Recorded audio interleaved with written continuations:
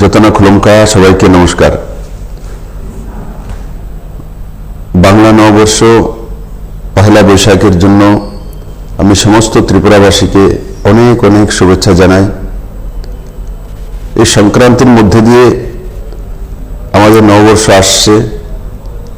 এই নববর্ষে নতুন উদ্দীপনা, সুন্দর মানসিকতা, ডেভেলপড ত্রিপুরা, আর তার সঙ্গে সঙ্গে কুপোষণ মুক্ত মা আর কুপোষণ মুক্ত শিশু, এটাই হোক আমাদের অঙ্গীকার।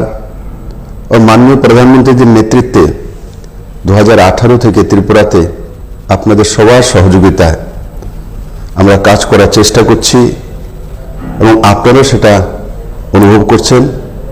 আগামী দিনগুলি যাতে আমরা আরো সুন্দর করতে পারি, বৈভবমুখী করতে পারি, এটাই আমার নতুন বছরে ঈশ্বরের কাছে প্রার্থনা।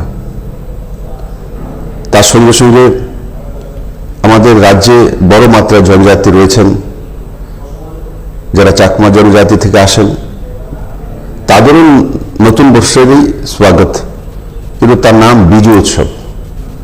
আমি সেটাকে ভাগ নিয়েছি, অনুভব করেছি, আর প্রত্যেকবারের মতো এবারও একটা বড় সমাগমে সমস্ত চাকমা ভাই বোনদের সঙ্গে একত্রিত হওয়া, এটা আমার একটা বড় উপলব্ধি।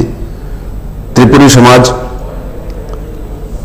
সমাজে বসু উৎসব পালন করা হয়, আর সেটাও নববর্ষকে কেন্দ্র করেই করা হয়, নতুন বর্ষকে স্বাগত করার জন্য করা হয়।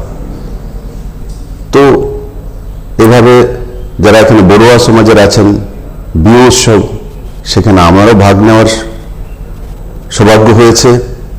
ছোট্ট একটা জনগোষ্ঠী হতে পারে, কিন্তু তাদের কৃষ্টি সংস্কৃতি আজও জীবিত। ভারতীয়ত্ব মানসিকতা, আমাদের এক সুন্দর যে সনাতন মানসিকতা, সেটা এই উৎসবগুলি প্রমাণিত করে। এই উৎসবগুলি আমাদেরকে সমাজ ব্যবস্থার মধ্যে এক জায়গায় স্থির রাখে।